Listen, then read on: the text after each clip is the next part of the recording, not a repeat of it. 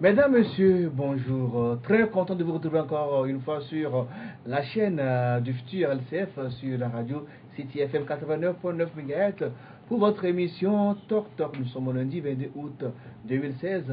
Bien de choses à tous ceux qui nous suivent sur le www.lcftogo.com partout dans le monde. Ce matin, nous recevons comme d'habitude deux confrères pour décrypter tout ce qui constitue l'actualité de ces dernières heures chez nous ici au Togo. Le premier, il a comme nom Dieudonné Korolakina, il est le directeur du journal Togo Matin. Bonjour. Bonjour Junior, bonjour fidèles téléspectatrices de la chaîne du futur et bien aussi les fidèles téléspectateurs de la même chaîne. Je n'oublie pas les auditeurs et les auditrices de la radio City FM. Merci d'avoir répondu à notre invitation ce matin. Le second, il a comme pronom Elie Messan, il est directeur de l'information de l'agence La Verte. C'est la première fois qu'il vient avec nous aussi. Bonjour Elie. Bonjour à toutes, bonjour à tous. Ça fait plaisir de partager ce plateau de City FM et de LCF ce matin. Et je crois que c'est un plaisir en tout cas partagé. Alors, dans la deuxième partie, nous aurons comme invité un politicien. Il a pour nom Fulbert Sassou Atisso. Il est le patron du parti Le Togo Autrement. Avant tout, mesdames et messieurs, voici le jingle annonçant la une des journaux.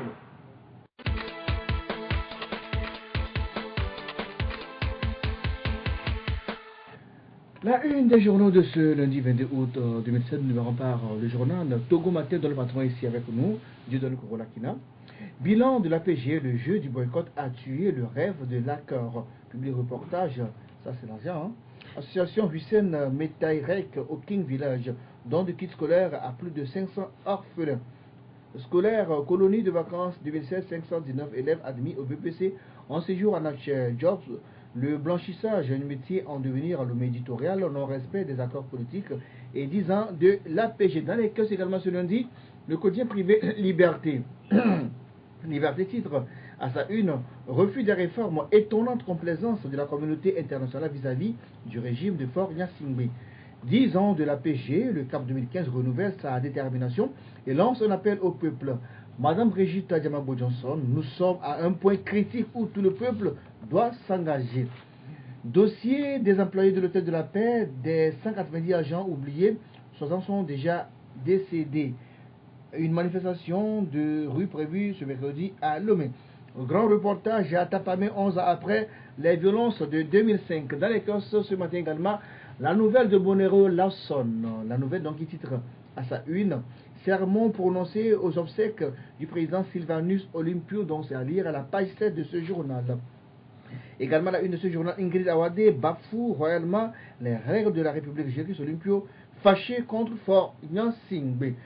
Et enfin avec nous ce matin, le correcteur qui titre Accord politique global 10 ans après, la fiction RPT Unir continue. CAP 2015 investit le territoire national pour appeler le peuple à prendre ses responsabilités. Le village de Sabaringade dans le Tchaoudo, entre mensonges, mépris et ingratitude du pouvoir, RPT Unir. Scandale combine et collusion pernicieuse à la FTF. Akobi fait approuver des dettes de 1 milliard 605 millions de francs CFA d'AMEI, dont 200 millions de découverts sur le dos du football togolais. Liste complète des membres de la commission juridictionnelle. Deuil, l'ancien président de l'ancien Merlin de Lomé, son vie espoir n'est plus. Eh bien, c'est tout pour ce qui est la une des journaux de ce matin. Donc, maintenant, on va le jingle, annonçant la première partie de l'émission.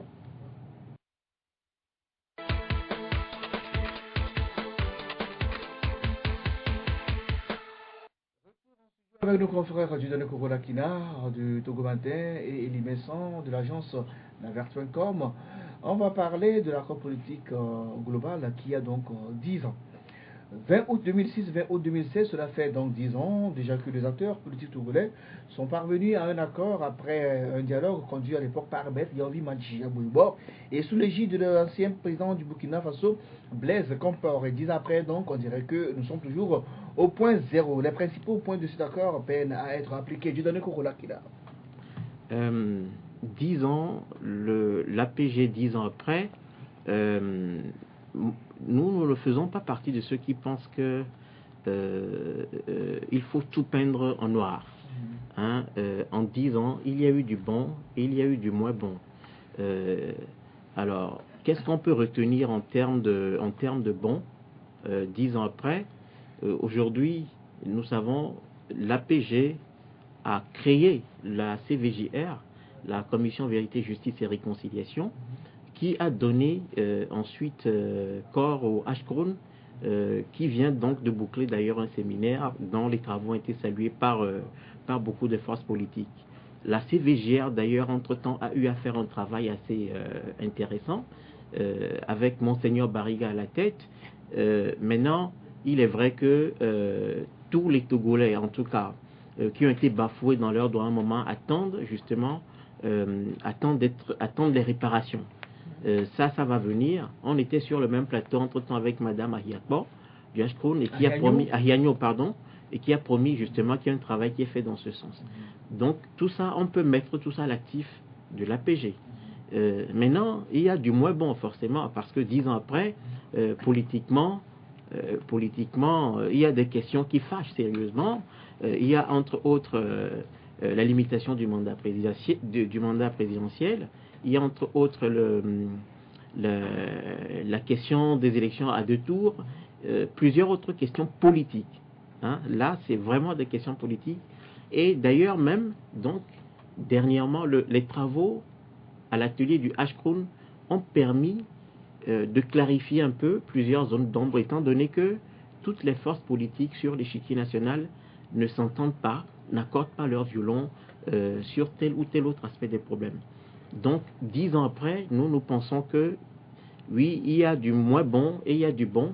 Mais maintenant, 10 ans après, on sait aussi... Mais le moins bon est dominant. Le moins bon est dominant. Puisque les points principaux, les principaux points de cet accord, tout dépend du côté où on se trouve. Mais alors, à moitié vide, à moitié pleine. Alors, si tous les points de l'accord n'ont pas été respectés... Non, les points saillants. Les principaux points, ce qui concerne les réformes constitutionnelles et institutionnelles. Ce sont des questions politiques surtout. C'est ça que je dis. Mais voilà, ce sont des questions politiques et nous, d'ailleurs même, et ça c'est ce que nous disons d'ailleurs dans le sujet qui ouvre le journal ce matin. Non, je vois une question là-dessus. L'opposition a raté à un moment le coche, c'est-à-dire que... Est-ce que vous vous rappelez des événements du 12 juin 2012? L'opposition a réussi l'exploit de drainer foule. Et je crois d'ailleurs au fond de moi que c'est la seule fois d'ailleurs où l'opposition togolaise, sous la bannière du collectif Sauvons le Togo, a réussi à trembler le pouvoir de Faure Gnassingbé. Hein? Du moins a réussi à faire peur quand même, à donner des sueurs froides à ce pouvoir. Et au terme justement des événements du 12 juin, vous savez, une personne, un pain béni a été donnée à l'opposition. C'était la rencontre proposée à la primature, à l'époque par le Premier ministre Gilbert Rungbo. Et c'était le 28 juin. Et l'opposition a boycotté tout simplement. Et tous les diplomates accrédités au Togo étaient présents à ce rendez-vous. Mais le collectif Sauvons le Togo, mais justement, qui avait réussi justement un mouvement de foule important, pesait dans la balance et pouvait justement peser. À l'époque, ils avaient avancé des arguments parce que là, saisi leurs matériaux de la sonorisation, plein de choses étaient saisies. Je crois une voiture 15 places qui était garée à la gendarmerie à l'époque. Donc ils voulaient qu'on leur reçu tous ces matériaux, mais ça n'a pas été fait, donc du coup ils ont boycotté l'événement. Je pense que dans certaines situations, il faut voir les priorités. Il faut voir les priorités. Les questions de l'heure, le collectif Sauvons le Togo qui avait vraiment le vent en poupe à l'époque, pouvait peser vraiment dans la balance et obtenir certaines choses. Surtout que avant 2012, vous savez, les élections législatives n'avaient pas encore lieu. Et donc le pouvoir togolais voulait tout... Si, on comprend bien sur le Togo matin, le coupable est tout trouvé, c'est l'opposition qui a voté. Non. Nous nuançons tout simplement parce que on a tendance à nous dire justement que c'est seulement le parti au pouvoir qui ne veut pas les réformes. Mais en vérité, on ne peut pas dire qu'en 10 ans, l'opposition n'a pas eu de perche pour pouvoir peser dans la balance. C'est tout ce que nous disons.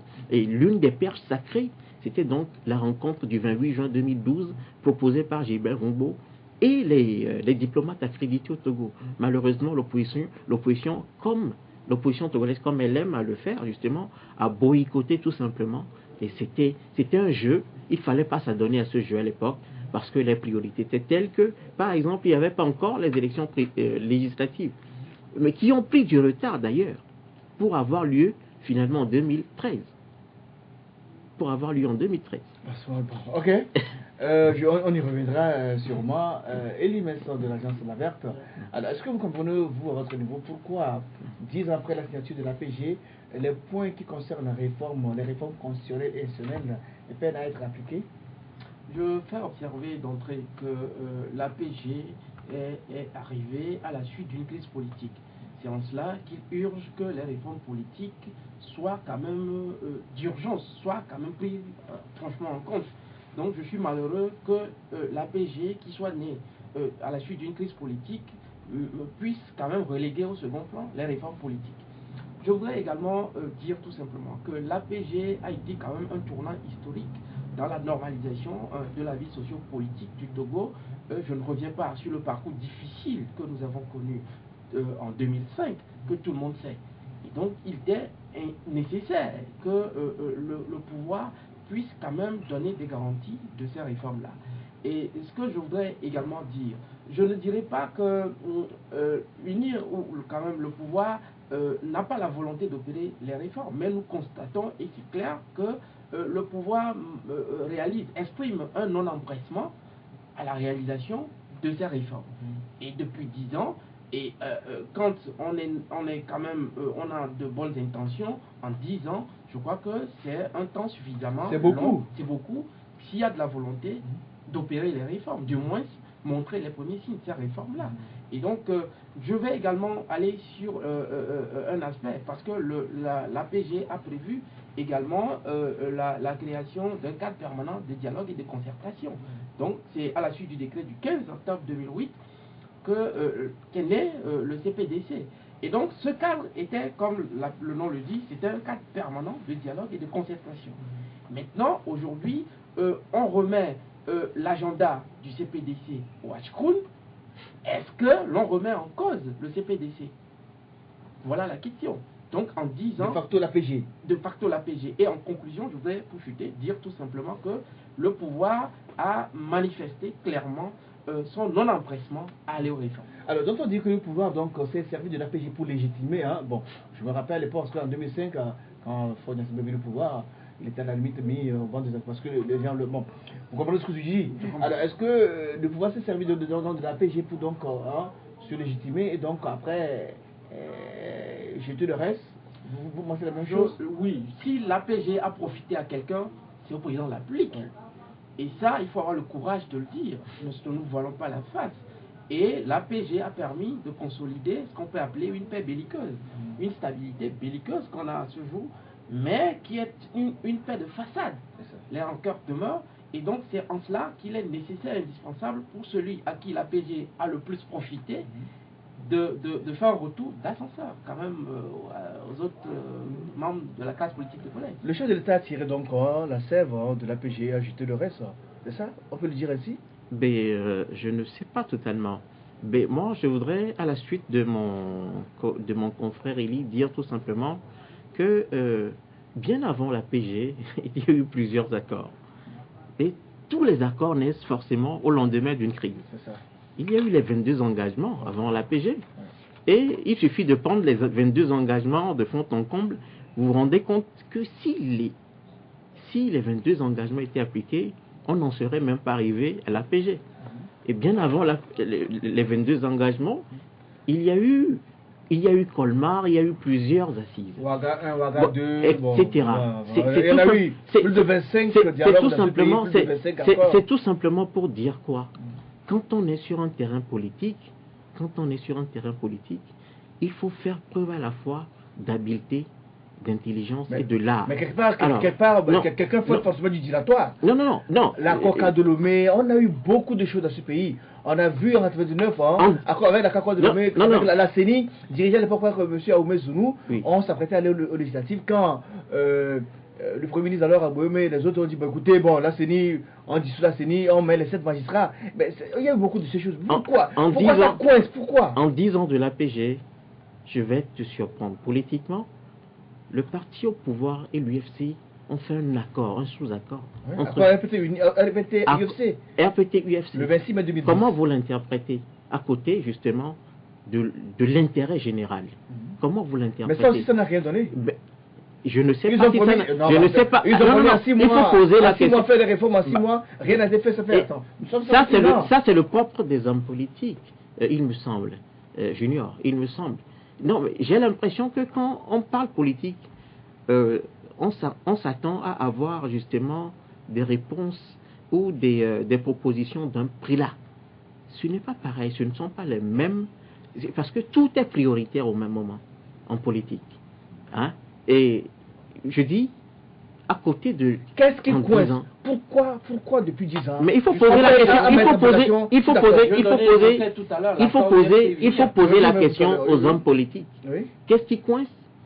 Il n'y a que eux qui savent. Mais j'ai pas cette demande de demander un journaliste, un directeur d'un journal crédible. Alors, faites l'analyse, dites-moi, on veut savoir, ceux qui nous suivent veulent savoir. Poser la question. C'est où? Ça bloque, ça coince où? Les travaux du HCOUR la dernière fois ont mis sur le tapis des questions très sensibles. Il semble que le camp en face, effectivement, ne veut pas. Le camp au pouvoir, le parti au pouvoir, mais ne veut pas justement qu'on mette en avant certains sujets en parlant des réformes. Quoi par exemple? Mais la question, par exemple, de la limitation du mandat, la question de... La rétroactivité. Exact. C'est des questions qui fâchent. Et alors, je crois qu'en politique, quand on va négocier, il ne faut pas s'attendre à tout avoir et tout de suite. Alors, est-ce que vous, selon vous, Dieudonné Kouroulakina, après avoir passé donc 11 ans au pouvoir, vous pensez que, bon, il est dans son 3e mandat, et vous souhaitez avoir un niveau que le chef de l'État actuel là, vous pouvez pas, je suis pas politique. Briguer encore 2 nouveaux mandats comme le réclament son parti. Quand vous me posez la question en tant que journaliste, ouais, je vous dis que scientifiquement, est-ce qu'il faut appliquer la loi de la rétroactivité une fois que les réformes sont faites? Une fois que nous acceptons aujourd'hui, par exemple, que, eh bien, le mandat présidentiel est limité à 2. Est-ce qu'il faut en même temps effet immédiat? Mais au nom de l'intérêt... Scientifiquement, c'est aussi d'en relever d'un accord. Même les grands juristes... la classe politique doit se réunir pour trouver cet accord-là. Et le chef de l'État, le président de la République, au nom de l'intérêt national, peut dire, écoutez, si c'est moi le problème, écoutez, en 2025, enfin 2020 plutôt, je me retire. Mais unir, il y a des cadres à unir. Non. Et quelqu'un d'autre à unir peut prendre la relève. Comment le faire ailleurs ou bien? Oui, mais pourquoi tu ne poses pas cette question à un politique? Tu poses à un journaliste. Parce que c'est des questions sérieusement politiques. Et je crois que, aussi bien les partis d'opposition, tout comme le parti au pouvoir, ils savent justement là où ça blesse sérieusement.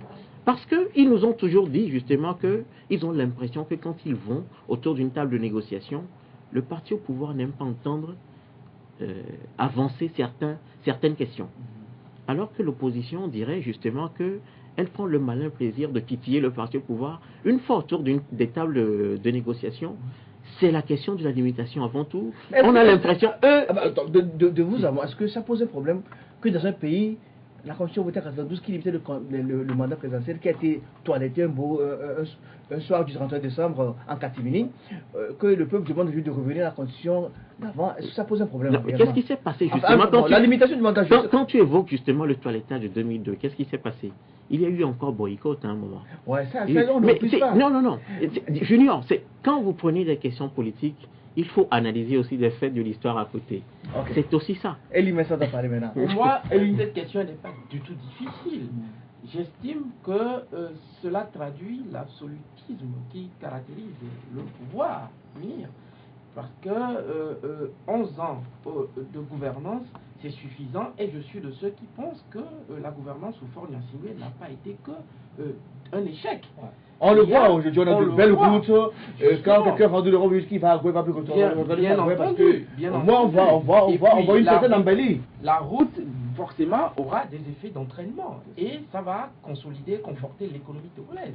Nous allons vers une croissance autour de 6%. C'est des agrégats qui nous confortent. Seulement, Dieu n'a pas fini de susciter des intelligences et des esprits éveillés. Et le Togo ne peut pas être en marge de la marche universelle des choses. 11 ans, c'est suffisant, c'est beaucoup, c'est énorme. Non, il en a encore 4. Voilà, oui, on parle à ce jour, et je me dis qu'à sa place, je rentrerai dans l'histoire, la tête haute. en acceptant que, quand même, pour avoir fait déjà 2 mandats, c'est déjà suffisant, et l'on a vu les résultats, mais qu'on aille à l'essentiel, qui sont les réformes. Je crois que déjà 2 mandats, pour moi, c'est énorme, c'est beaucoup pour un président de la République. Donc, à l'impossible, nul n'est tenu. Je crois que les Togolais sont d'accord de ce qu'il a fait un temps, et les résultats sont là, sont palpables. Donc, il faut quand même aller maintenant avancer, se dépasser, et également se défaire de ce que, sans nous, la fête n'aura pas lieu. Alors, Junior. Oui, mais vas-y. Non. Mais le problème, quand on dit que 11 ans c'est suffisant, constitutionnellement, qu'est-ce que les textes disent? Il n'y a pas de limitation de mandat. Mais qu'est-ce que les textes disaient jusqu'à ce que ces textes ne soient toilettés? Avant l'avènement de Faure Gnassingbé au pouvoir, on est d'accord. On est d'accord. Avant l'avènement de Faure Gnassingbé au Le pouvoir. mandat n'est pas limité. Alors nous parlons, le mandat n'est pas limité. Voilà. Le mandat président n'est pas limité. Ça veut parce que le mandat n'est pas limité qu'on fera toute sa vie. Non, mais moi j'ai jamais évoqué, j'ai jamais demandé au président Faure, et je ne sais pas s'il me revient justement pas le job. de dire à Pas Faure, le job. de dire à un homme politique que ça suffit. Je dis, qu'est-ce que les textes disent?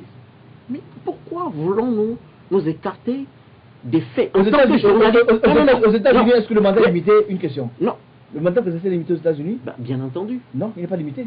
Comment C'est en France, c'est limité, c'est pas limité aux États-Unis. Mais Donc, chaque chef d'État qui vient aux États-Unis fait 2 ans, 2 mandats, il part. Bon, tu m'apprends, merci. politique. Non, d'accord. Non, mais Junior, non, revenons à nous.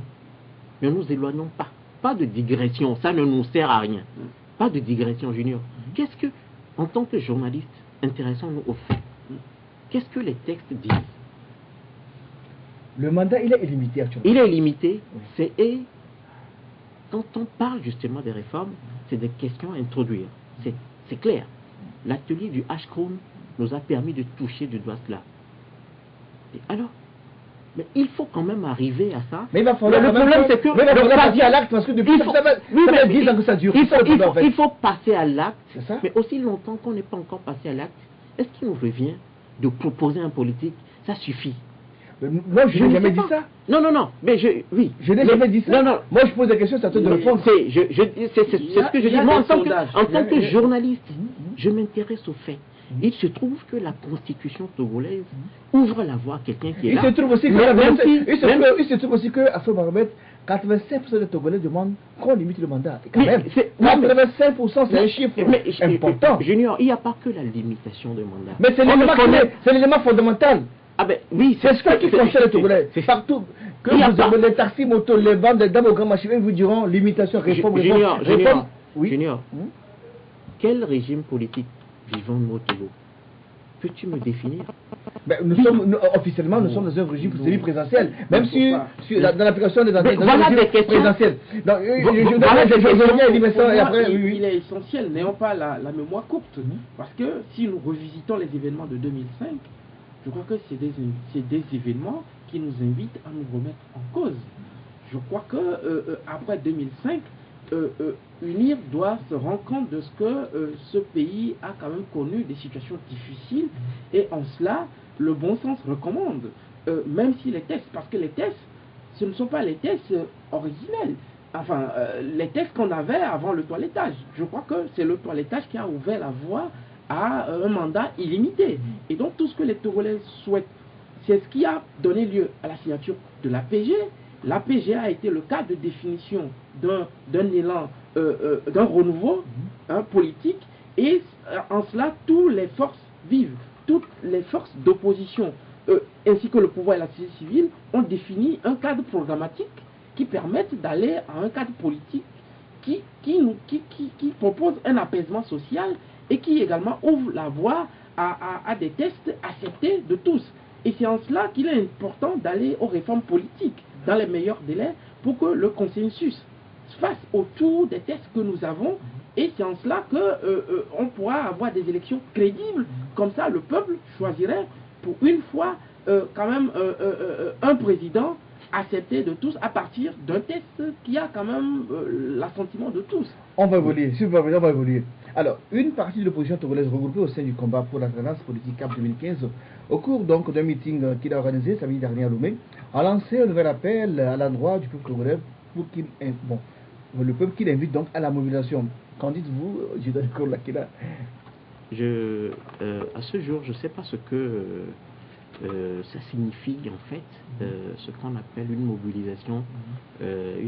Autrement dit, il demande au peuple de prendre ses responsabilités. Oui, il me semble que quand on ne se retrouve pas dans la politique de quelqu'un, évidemment, quand la personne t'appelle à prendre tes responsabilités, tu peux demander à la personne de prendre aussi ses responsabilités. On est d'accord. Je ne... Alors, et ça, ça n'engage que moi. J'ai l'impression que la force des mouvements de rue est aujourd'hui galvaudée. Parce que on en a tellement vu que ça ne signifie plus rien. Ça n'inquiète plus. Ça n'inquiète plus. Je parlais tout à l'heure justement du 12 juin 2012. Ça, c'est le passé. Il y a eu, il y a 4 ans quand même. C'est du passé, mais il y a eu quand même. C'est-à-dire, la rue était sérieusement mobilisée. La cause était importante. Plusieurs centaines de milliers, on a vu. Et l'ambassadeur de l'UE à l'époque, M. Patrick Stigler, est sorti, il a constaté de visu. Ça, c'est ce qu'on appelle la... C'est quand Victor Hugo disait que la force se trouve dans le peuple, on en a vu, on en a eu la preuve. Mais justement, l'opposition veut que le peuple remet donc ce truc du 12 juin. Mais il faut pas... Il nous semble que ce ne sont pas des choses qui se décrètent. Ne nous leurrons pas. Le printemps arabe n'a jamais été décrété. Le printemps arabe, c'est suite à un... C'est-à-dire qu'un Tunisien s'est donné la mort et la suite on a vu. Au Burkina, rien n'a jamais été programmé quelque part. Les faits sont têtus, les faits se créent d'eux-mêmes quelque part quand, à un moment, il y a un ras-le-bol. Il nous semble. Et aujourd'hui, je dis, ceux qui appellent malheureusement le peuple à prendre ses responsabilités pouvaient en prendre déjà eux-mêmes que ce les leurs. Les leurs. Oui. Voilà. Alors, Elie, mais comment, selon vous, le peuple tourné doit prendre aujourd'hui ses responsabilités? Parce qu'on voit ce peuple vote tout le temps, hein, et à la fin, on voit aussi des résultats. Est-ce qu'on ne devrait pas trop au peuple tourné? Difficile. Mais comme il a dit, c'est des choses qui ne se décrètent pas. C'est en cela qu'il faut, pour qu'on ne puisse pas abuser du pouvoir, il faut que par la disposition des choses, le pouvoir arrête le pouvoir. C'est pourquoi les politiques se sont donné un cadre qui est la PG, et je crois que le respect des engagements pris vont ouvrir quand même la voie à l'apaisement politique dans ce pays. Prendre ses responsabilités, comme vous le dites, c'est une expression, en tout cas en mille sens. Et je ne suis pas politique pour dire ce qu'il faut, mais je sais que, comme il dit, la rue a été un tout petit peu galvaudée. Je suis d'accord, mais ça a permis également de maintenir la pression du terrain. Et c'est important en politique. Malheureusement, nos politiques n'ont pas su se frayer des couloirs et de discussions pour des compromis. Et cela a manqué et cela n'a pas accompagné la pression de la rue. Ça fait que l'élan a été émoussé. Mais je crois que si notre opposition se remet en cause, en tout cas dans les jours qui arrivent, je crois que cette mobilisation peut être encore ravivée. C'est important. Mais je crois que l'opposition, j'ai l'impression que nous n'avons pas la bonne opposition. Ouais. Pourquoi dites-vous cela? Je dis cela parce que d'abord, la qualité du débat politique chez nous, comparé aux pays voisins, il y a un problème. Il y a un problème de leadership. Après qu'un certain nombre d'acteurs, quand même, ont pris du recul par rapport à la scène politique. Et généralement, les acteurs de ce jour sont quand même une dissidence. C'est des gens qui ont fait de la dissidence et qui n'ont pas eu le temps matériel de construire une philosophie politique autour de leur parti politique. Et donc, ils sont arrivés fortuitement au devant de la scène. Et ça également, c'est un autre débat, on pourra revenir là-dessus. Mais je pense qu'à ce jour, nous avons un pouvoir trop fort. Justement, j'allais dire ça, n'est-ce pas la force du pouvoir qui a affaibli notre opposition? Dans les autres pays, on a vu l'opposition se donner les moyens de sa politique. Et ici, l'opposition togolaise, elle est pauvre, on peut dire que c'est la plus pauvre en Afrique. Parce que pour aller aux élections, les gens qui réunissent 72 millions, 100 millions pour aller à une campagne, par rapport à côté, on a vu des gens sortis 10, 20, 30, 40 milliards pour faire une campagne. Il y a un problème. C'est cela, et c'est pour cela que peut-être je comprends un peu l'expression qui voudrait que le peuple prenne ses responsabilités. Je crois que c'est un aveu d'échec, c'est un cri d'alarme qu'on est en train d'envoyer. Et je crois qu'il y a obligation qu'une force alternative émerge. Je crois que la société civile de plus en plus a de l'expertise il y a beaucoup quand même de qualité. Et c'est difficile le contexte qui est le nôtre, mais je pense que notre opposition est à bout de souffle. Alors, donc, mesdames, messieurs, nous allons marquer la pause. On va recevoir derrière notre pause l'invité politique de ce lundi 22 août 2016. Il s'agit de M. Philbert Sassou Atisso. Il est donc du parti Togo Autrement, l'opposition. On va lui demander pourquoi l'opposition togolaise est aussi faible et n'arrive pas à titiller le pouvoir comme on le voit dans d'autres pays.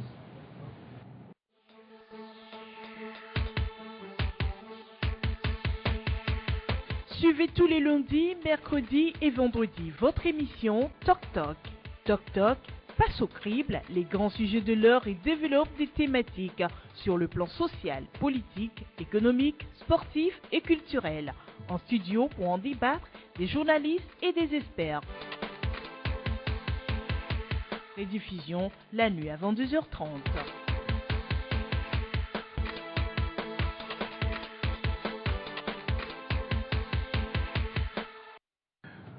Retour en studio avec notre invité politique, M. Philbert Sassou Atisso. Il est le président du parti, le Togo Autrement. Bonjour. Bonjour, chers camarades. J'ai suivi un peu votre débat. Il était d'un bon niveau. Ok, merci. Alors, donc, vous êtes donc le président du parti Le Togo Autrement. Le 20 août 2006, vous étiez encore journaliste, observateur de la scène politique quand les principaux acteurs, à l'issue d'un dialogue, ont conclu l'accord politique global APG. 10 ans après, vous êtes dans l'arène politique et vous vivez aujourd'hui les réalités du terrain. Et qu'est-ce qui, selon vous, empêche les accords à se matérialiser 10 ans après? Ce qui empêche l'APG qui a été signé le 20 août 2006 à se matérialiser dans tous les points qu'il a énumérés, c'est le manque de volonté politique de la part de ceux qui incarnent le pouvoir. Parce que c'est les mêmes qui ont signé cet accord au nom de l'État en 2006, et c'est les mêmes qui sont toujours là. Et si cet accord n'est pas appliqué, alors que ceux qui ont les manettes, ceux qui ont les instruments pour mettre en œuvre cet accord, c'est ceux qui incarnent l'État, eh bien la faute est essentiellement du côté du pouvoir RPT Unir. Mais l'opposition, elle est sainte, elle n'est pas fautive? L'opposition n'est pas exempte dans la non-application de l'APG, il est vrai. Pourquoi? Parce que il faut dire que l'opposition a commis quelques erreurs sur le parcours, notamment le refus de l'UFC qui était un des principaux signataires de cet accord, le refus de cette formation politique de participer au gouvernement d'union nationale qui était chargé de mettre en application cet accord.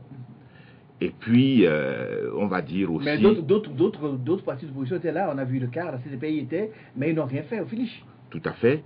Je parlais tout à l'heure du manque de volonté politique de la part de ceux qui incarnent l'État, mais le fait que l'UFC ait refusé à l'époque de participer au gouvernement... Ça a affaibli les autres partis d'opposition. Tout à fait. Ça a affaibli les autres partis de l'opposition parce que c'était le maillon fort de l'opposition, le parti le plus important de l'opposition. Et puis ça n'a pas permis d'aller vers le consensus qu'on souhaitait pour mettre en œuvre l'APG. Et puis aussi, il y a eu les atermoiements de l'opposition, c'est-à-dire les fourvoiements de l'opposition sur la question des réformes. À ce niveau-là aussi, on peut dire que l'opposition a quelques responsabilités dans le fait que les réformes n'aient pas été faites jusqu'à ce jour. Alors, selon vous,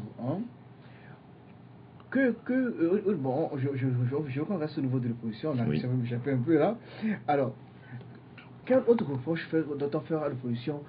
Parce qu'on dit que l'opposition doit avoir des concessions, le parti doit avoir des concessions pour mettre en application cet accord, notamment, on remet le compteur à zéro. Est-ce que vous pensez que l'opposition devait accepter donc en 2014 cette proposition-là et que depuis là on devait oublier les réformes là depuis? Ce que j'ai envie de dire, c'est que, vous savez, la politique est une science. Et cette science-là a des règles.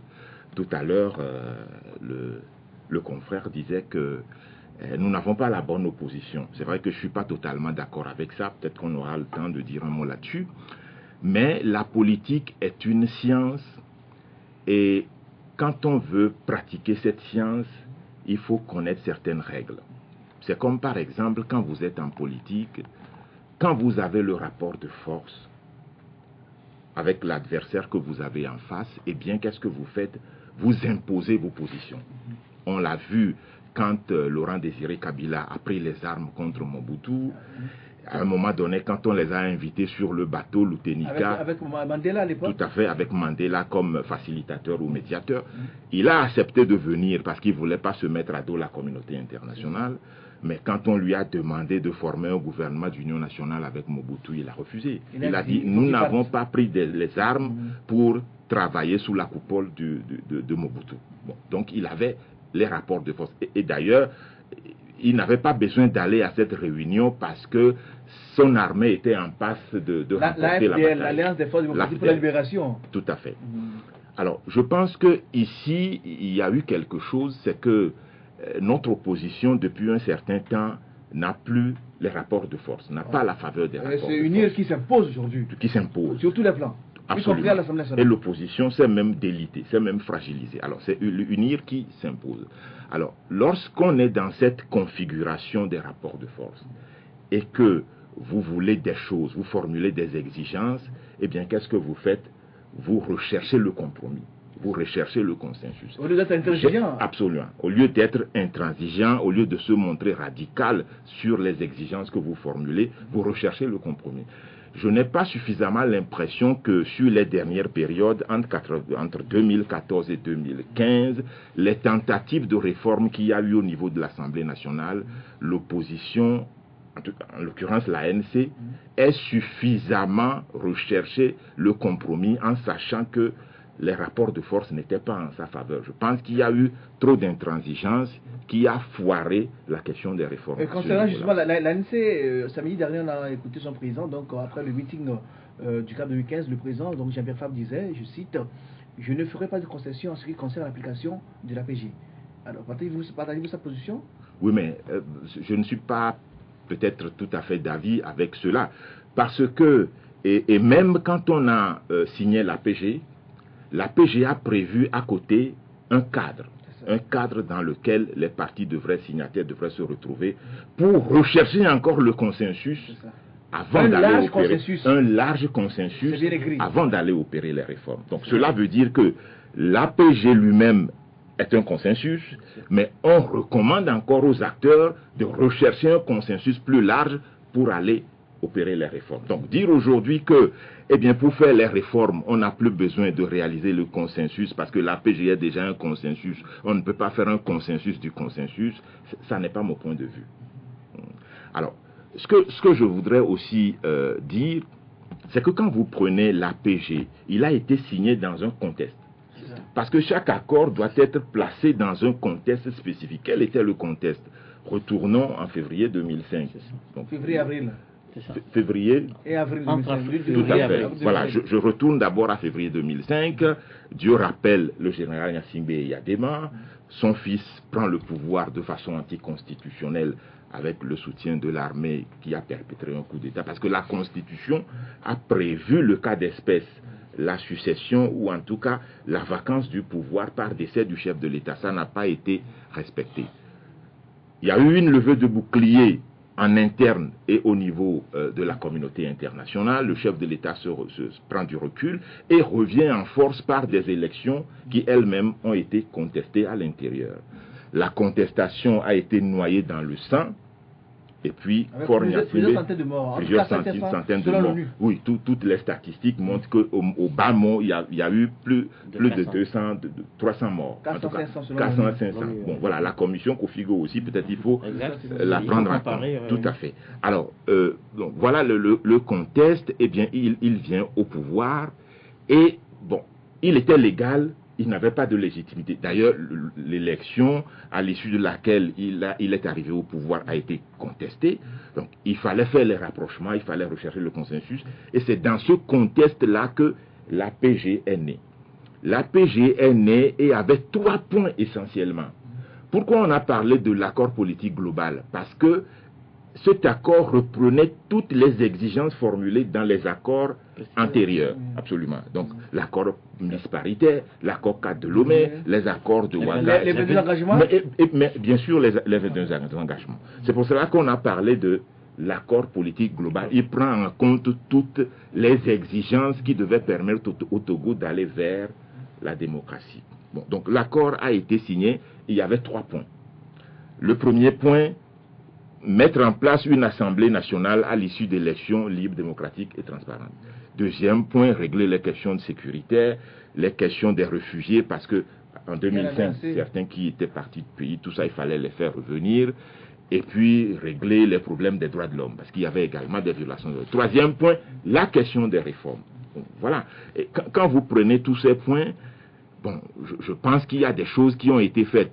On a installé une assemblée, encore que pour installer cette assemblée nationale-là dont on a parlé, tout ce dont on a parlé, tout ce qu'on a exigé, le fait de réaliser un fichier électoral sain, après un recensement, le mode de scrutin, la recomposition de la CENI et même de la Cour constitutionnelle, l'accès équitable des partis politiques aux médias d'État, tout cela n'a pas été réalisé en amont de l'élection présidentielle de 2007. Législative de 2007. Législative, autant pour moi. Mais il y a eu plusieurs élections après 2007 d'ailleurs. Il y a eu plusieurs élections. L'opposition a participé. Tout à fait, l'opposition a pris part parce que l'opposition ne pouvait pas non plus continuer à boycotter. Mais il faut rappeler que les bonnes conditions pour que nous ayons de bonnes élections n'ont jamais été véritablement réalisées. Puisque l'opposition n'a jamais pu accepter les conditions d'organisation des élections. Puisque quand vous prenez la PG, tout ce qui a été exigé avant que l'on organisât une élection n'a jamais été vraiment réalisé à ce niveau. Bon, maintenant, sur le second point, le retour des réfugiés, bon, le HCR a fait quelques tentatives, beaucoup de gens sont rentrés. La majorité, reconnaissons-le, la majorité. Sur le plan des droits de l'homme, des efforts ont été faits. Aujourd'hui, c'est mieux. HCDH, avec Ige Oulor Togumbo, absolument, qui est venu s'installer ici, qui a fait un boulot. Qui a fait un boulot. Il faut les remercier, ceux qui ont fait ce boulot-là. Donc aujourd'hui, il y a un léger mieux par rapport au respect des droits de l'homme. Et bon, maintenant, la question de l'impunité qui n'a jamais été réglée, parce que l'APG en parle aussi. Maintenant, c'est le troisième point qui réellement pose problème. C'est le point le plus prépondérant, le plus fondamental. C'est la question des réformes. Réformes constitutionnelles, réformes institutionnelles. À ce niveau-là, il n'y a pas beaucoup d'efforts qui a été fait. Mais justement, à ce niveau, Fulbert, l'APG a créé la CVJR. La CVJR a donné naissance au HCRON aujourd'hui. À votre avis, le HCRON est-il un cadre fondé pour aller ou pour aborder des questions des réformes? Oui, nous l'avons dit, notre parti n'a pas été invité au HCRON. Mais nous avons dit que le HCRON est légitime, est fondé à organiser un atelier sur la question des réformes. Parce que vous avez tout à l'heure dit les conditions dans lesquelles le HCRON est né. Le HCRON est fils de la CVJR. La CVJR est fille de l'APG. Donc si le HCRON veut organiser un atelier sur la question des réformes, c'est légal. Mais maintenant, le vrai problème, c'est que après le HCRON, le problème qui se pose, c'est celui de la temporalité. Normalement, la question des réformes ne peut pas être soumise au bon vouloir du chef de l'État. Si c'est que le gouvernement nous avait donné un chronogramme clair en disant, eh bien, le HCRON va organiser son atelier dans ce temps-là, du 11 au 15, après on met en place la commission. Ça fait un mois, plus d'un mois que la commission de réflexion sur les réformes n'est pas mise en place. Qu'est-ce qu'on attend? Personne ne le sait. Alors, la commission va être créée et donc elle va réfléchir sur les réformes pendant tel temps. Elle va faire ses conclusions qu'elle va remettre au chef de l'État. Et après, le chef de l'État va réaliser un projet de loi à travers son gouvernement qu'il va envoyer à l'Assemblée nationale. Mais dans ce cas-là, on aurait eu un chronogramme clair de comment les choses doivent être faites. Parce que pour faire les réformes, il y a plusieurs voies. Il faut choisir la voie la plus courte. Pour nous, au Togo autrement, la voie la plus courte, c'est d'aller illico presto à l'Assemblée nationale.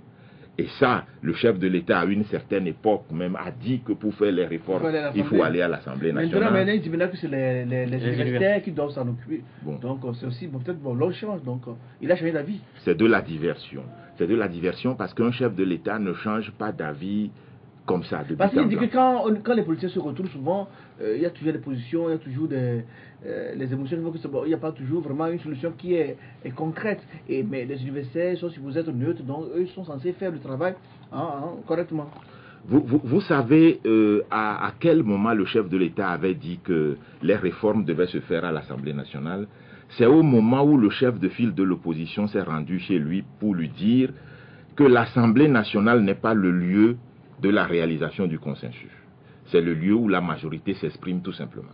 Pour que nous fassions les réformes, créons un cadre à côté, peut-être le HCROUN ou peut-être le CPDC, réfléchissons dans ce cadre, trouvons un consensus et après nous irons à l'Assemblée nationale. Le chef de l'État dit niet, c'est l'Assemblée nationale, parce qu'il a une majorité à l'Assemblée nationale. Alors aujourd'hui, s'il dit que ce n'est plus l'Assemblée nationale et que c'est plutôt le cadre que les opposants exigeaient hier, cela pose quelques problèmes pour suivre le chef de l'État. C'est pour cela que, tout en n'ayant rien contre le HCROUN, nous estimons que le HCROUN soumet la question des réformes au bon vouloir du chef de l'État et cela pose le problème de la temporalité alors que les réformes constituent quelque chose de très important qu'il faut réaliser illico presto parce que déjà en 2018, de nouvelles élections nous attendent. Elie, moi tout simplement, M. Fulbert Tissot, est-ce que vous ne trouvez pas qu'au niveau, au sein de l'opposition, il y a des forces centrifuges qui travaillent à l'insuccès de cette opposition? Depuis toujours, je suis d'accord avec vous que nous n'avons pas eu une opposition homogène. Moi, je parle d'une opposition, mais qui est plurielle, qui est traversée par plusieurs courants. Déjà à partir de 1994, au sein de l'opposition, Edem Kodjo avait inventé le concept du participationnisme. C'est-à-dire le parti charnière. Oui. Le parti charnière, ça c'est autre chose qui pouvait balancer à gauche comme à droite, ça c'est autre chose. Mais Edem Kodjo a estimé que si l'opposition restait à l'écart du système, elle ne pouvait pas influencer la vie politique, créer la confiance qui était nécessaire pour que les acteurs puissent se parler et permettre à ceux qui sont au pouvoir aujourd'hui d'avoir le courage, de n'avoir pas peur, de laisser le pouvoir, de laisser se réaliser l'alternance. Donc il avait inventé cela en disant l'opposition doit désormais participer au gouvernement. Oui. Après cela, beaucoup de partis sont partis au gouvernement. Le dernier, c'est l'UFC qui a signé un accord. Bon, donc aujourd'hui, même après 2015, il y a certains partis qui parlent de réorientation de leur ligne et ces partis qui hier contestait de façon radicale le parti UNIR, aujourd'hui se rapproche un peu de ce parti-là. Bon, donc si vous dites que de tout le temps, l'opposition a été un panier à crabes et qu'il y a eu des forces qui travaillent pour la tirer vers le bas, je suis entièrement d'accord. Mais là où je ne suis pas d'accord, c'est que nous avons eu une opposition qui avait des hommes de qualité. Quand vous prenez l'opposition qui a émergé en 91, professeur Ninevi, Maître Akbouibo, Gilcris Olympio, Edem Kodjo, tout ça, c'était des hommes de qualité. Et puis, je puis vous assurer, et ça je l'ai discuté avec un homme politique congolais à Paris, je lui ai dit que la popularité que Gilcris Olympio avait à l'intérieur au Togo, aucun autre opposant ne l'avait à l'intérieur de son pays. À l'époque, on discutait de Étienne Tshisekedi. Je dis, la popularité que revêtait Gilcris Olympio au Togo, aucun autre ne l'avait dans son pays. On l'a vu en 98 avec la présidentielle de 98, comment ça s'est passé. Bon. Aujourd'hui, l'opposition, c'est vrai, c'est délité. Mais on ne peut pas dire que... La grande partie à la mangeoire. Parce que on voit les gens, ils prenaient de l'âge, ils sont devenus pauvres, leurs enfants ne marchaient plus, donc ils ont préféré aller participer aussi, genre les deux bouts. Oui, effectivement. Et la faiblesse de l'opposition, selon plusieurs analystes aujourd'hui, c'est que l'opposition ne pas de moyens. J'en ai parlé encore hier avec des gens qui ont dit vos opposants ne sont pas riches. Et dans l'exemple de la RDC, Moïse Katumbi, il est tout puissant, il voyage à jet privé, il est reçu partout, toutes les portes sont ouvertes, les Américains, tout le monde le soutient, et du coup, ça pèse sur la vie politique. On a vu au Bénin avec un homme très puissant, assis partout. Mais au Togo, on n'a pas de ces gens-là qui peuvent s'imposer, qui peuvent, c'est-à-dire aller où ils veulent, se faire recevoir comme ils veulent, peser sur la vie politique. C'est ça aussi notre faiblesse, en fait, la faiblesse de position. Cette faiblesse, elle est réelle. Mais vous avez cité tout à l'heure un certain nombre d'opposants dans d'autres pays. Katumbi, Patrice Talon, peut-être Ajavon, tout ça. Est-ce que vous pouvez me dire comment ils ont fait pour devenir riches? Eh bien, les sous, ils les ont tirés de leur collaboration avec l'État. Non. Soit ils étaient hommes d'affaires, Oui, ils ont eu à coopérer. Avant, il est homme d'affaires, il fait ses affaires. Oui, mais... Et Patrice, par exemple, on peut le dire, bon, lui, bon, il est homme d'affaires, c'est lui-même qui a fait venir, donc du coup, il a eu le marché. Mais il n'a pas volé, il n'a pas pris d'argent de l'État. Justement, je vais vous le dire. Vous savez comment certains d'entre nous qui sommes opposants, nous faisons pour alimenter nos partis. Nous avons des consultations à l'extérieur. C'est comme par exemple, cette semaine, j'ai des consultations à Bamako. Nous avons des consultations à l'extérieur, nous allons chercher les sous, nous revenons pour l'injecter dans le fonctionnement du parti. Mais ça ne peut pas faire la politique. Parce qu'on peut pas faire la politique avec ses propres moyens. Ça dit, l'opposition togolaise, selon ce qu'on parle toujours, ne rassure pas. Aujourd'hui, il y a des gens qui sont là qui financent des opposants dans d'autres pays. Mais l'opposition togolaise tellement ne rassure pas que les gens, ils ne veulent même pas oser. C'est comme si on jetait les gens par la fenêtre. Mais ce que j'ai envie de dire, pour l'opposition togolaise rassure, comme le disait l'ami tout à l'heure, qu'il y ait vraiment quelqu'un qui puisse rassurer et qui, quand il parle, tout le monde est derrière. Ce que j'ai envie de dire, faire de la politique, c'est d'abord les moyens financiers essentiellement. Nous avons des partis au sein desquels les militants ne cotisent pas. D'ailleurs, les militants n'en ont pas les moyens. Pas du tout. Ils sont pauvres. Maintenant, il faut peut-être aller avec des moyens privés. En tout cas, si au sein du parti, à la tête du parti, il y a quelques personnes qui font du boulot et qui ont des moyens, vous assemblez ces moyens-là. Le vrai problème avec le Togo, c'est que tout est fait à dessein pour appauvrir l'opposition. Lorsque vous êtes un opposant et que vous avez une société, même quand vous êtes journaliste critique à l'endroit du pouvoir, quand vous ne prenez pas de publicité. C'est de la même façon que quand vous êtes opposant, vous n'avez aucun marché. Mais c'est une stratégie aussi du pouvoir. Dans les autres pays, ça ne se passe pas comme ça. Sinon, Patrice Talon n'aurait pas été riche. Katumbi, dont vous parlez, il était gouverneur, il a collaboré depuis l'époque de Mobutu, etc. Et c'est dans le pouvoir, au sein du pouvoir, qu'il a tiré sa manne pour aujourd'hui faire de l'opposition. Idem pour Abdoulaye Wade. Tous ceux qui ont fait de l'opposition efficace. Jean Ping, aujourd'hui, il a un peu de moyens. Où est-ce qu'il a tiré ses moyens? C'est dans le pouvoir. Je voudrais demander à Thibert Tissot, est-ce qu'il ne hurche pas? Il eût fallu, ma foi, donc, que l'opposition travaille davantage avec des personnalités de l'État tombées en disgrâce entre-temps. Oui, mais les personnalités de l'État tombées en disgrâce, le problème c'est que dès que vous avez été dans le pouvoir et qu'à un moment donné vous ne voyez plus les choses de la même façon et que vous voulez prendre des distances, eh bien ici on vous frappe. Nous avons vu le cas par exemple de Pascal Bojona, ce qui lui est arrivé. En fait, on lui a cherché des histoires, on lui a cherché chicane tout simplement, parce qu'à un moment donné, peut-être qu'il avait des ambitions, peut-être qu'il ne voyait plus les choses de la même façon. En fait, si Moïse Katumbi était au Togo, peut-être qu'il serait en prison.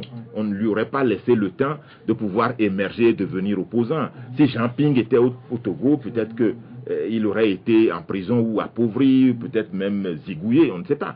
Nous avons un pays qui est particulier, où on ne permet à aucun opposant d'émerger véritablement, d'abord d'avoir les moyens de sa politique et d'émerger véritablement. Mais ces handicaps-là ne peuvent pas justifier les insuccès ou les échecs de l'opposition. Dès lors qu'on se dit opposant, on doit rechercher par tous les moyens, eh bien, le nerf de la guerre pour faire sa politique. Et comme il le dit, je suis entièrement d'accord avec lui que l'opposition en termes de qualité a connu une régression, parce que le discours n'est pas celui qu'on aurait attendu. Quand vous entendez les opposants d'autres pays, les discours sont plus de qualité que les discours que nous tenons ici, ça c'est vrai. Et c'est pour cela aussi que nous sommes venus... Et eux, ils ont des stratégies qui apparemment marchent. Absolument. Parce qu'ils ont des médias internationaux qui les suivent aussi. Et s'il n'y a pas ce genre de lobby, on voit les opposants qui voient sans attaché de presse, sans chargé de communication, ils reviennent, ils ne communiquent pas. Mais ailleurs, on voit. Moi, j'ai vu sur un vol l'actuel président du Mali, Ibeka, je l'avais vu à l'époque sur un avion, sur un vol. J'ai dit, ah voilà, je voulais prendre votre contact pour vous interviewer. Il dit, mais mon attaché est derrière moi. Ah, d'accord. Et il était en classe à faire les deux. Et bien, quand on est d'opposants, on voit ici sur un vol avec un attaché de presse. Non. Mais c'est ça, essayez de vous organiser. Tout à fait. Je suis entièrement d'accord qu'il y a un déficit d'organisation au sein de l'opposition. Si l'opposition veut prendre le pouvoir demain ou en 2020, elle doit aller vers une meilleure organisation. nous l'avions exigé avant même de venir dans l'arène politique. Quand nous parlions des états généraux de l'opposition, quand nous parlons du rassemblement de l'opposition, etc., c'était dans le souci de tirer l'opposition vers une meilleure organisation. Parce que si l'opposition reste dans cet état, avec des manifestations, et on ne veut jamais faire le bilan, l'évaluation des manifestations, on ne veut pas changer, etc., il est évident que cette opposition aura des difficultés à prendre le pouvoir. Et c'est d'ailleurs aussi dans cet ordre d'idées que nous avons décidé de venir dans l'arène politique. Alors, on va évoluer sur le répéter. Bon, l'émission est vers sa fin.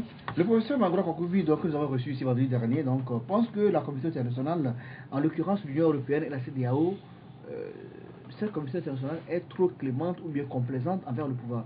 Vous partagez son avis?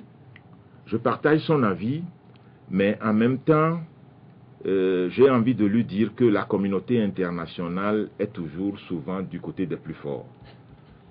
Il faut rechercher la force si on veut s'adjoindre le soutien de la communauté internationale. Partout ailleurs, ça a été comme ça. La communauté internationale, elle est à géométrie variable. Elle est même une prostituée. C'est le client qui propose plus d'argent que la communauté internationale suit. On va dire ça comme ça.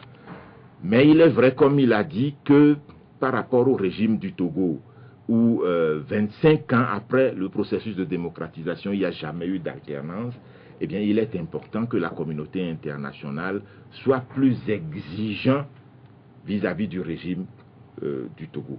Et je pense que c'est quelque chose qui est, à mon avis, très important. La communauté internationale, la CEDEAO, l'Union africaine et puis l'Union européenne doit être plus regardante. Et l'erreur aussi que j'ai envie de relever à l'opposition, c'est le fait que après la signature de l'accord politique global, il y a eu un comité de suivi. Qui n'a jamais été installé? Bon. Ils sont vus deux fois à Ouaga sous l'égide de Blaise Compaoré, après c'est fini. Oui.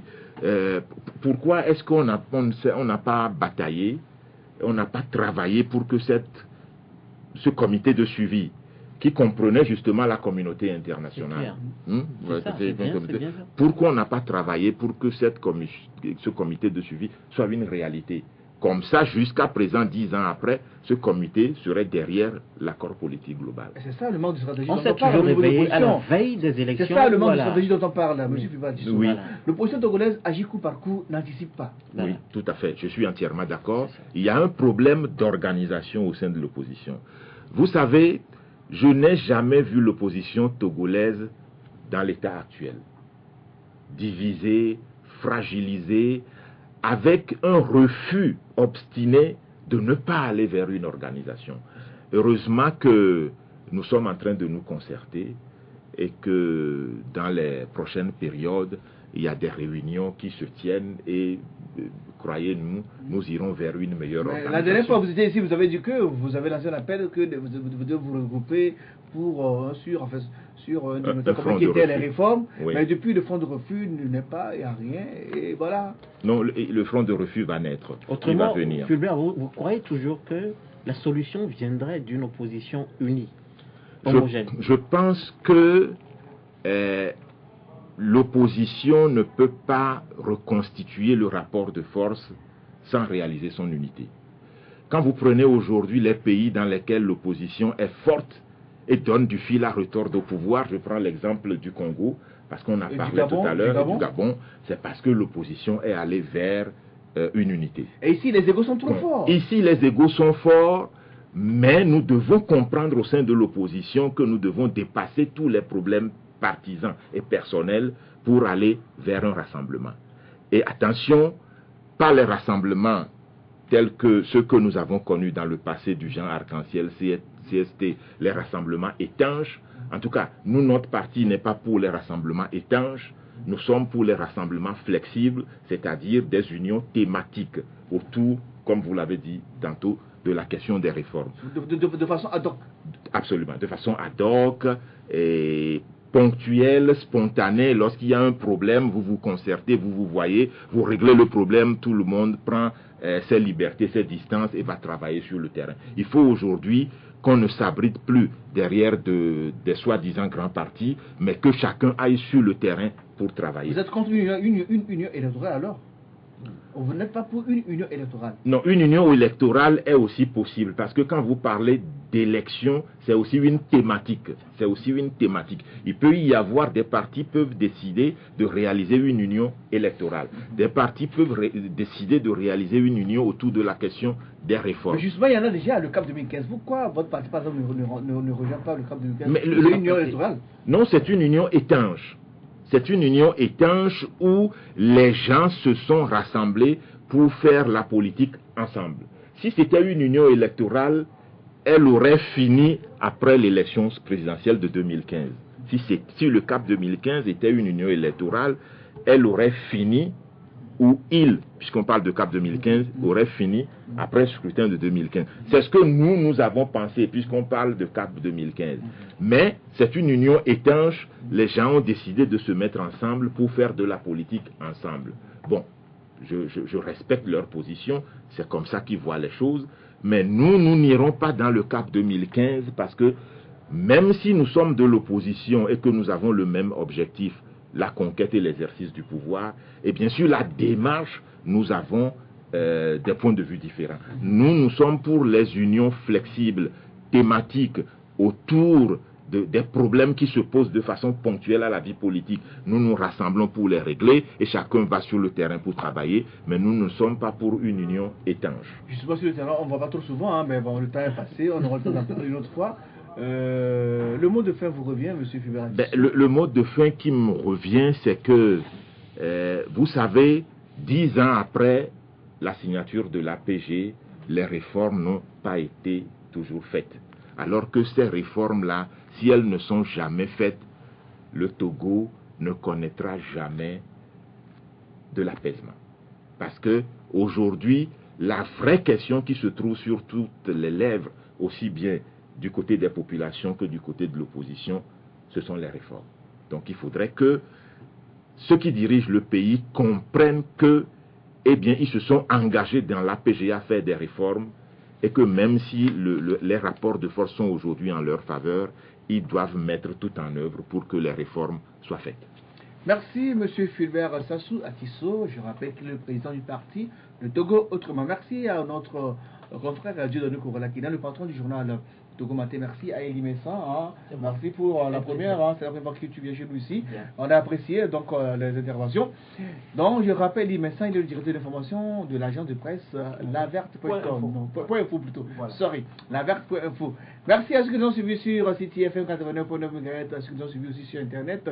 Le www.lcftogo.com, la rediffusion c'est à 22h30. Partout bien. Le prochain rendez-vous de la semaine, c'est mercredi donc à 10h en direct ici sur LCF.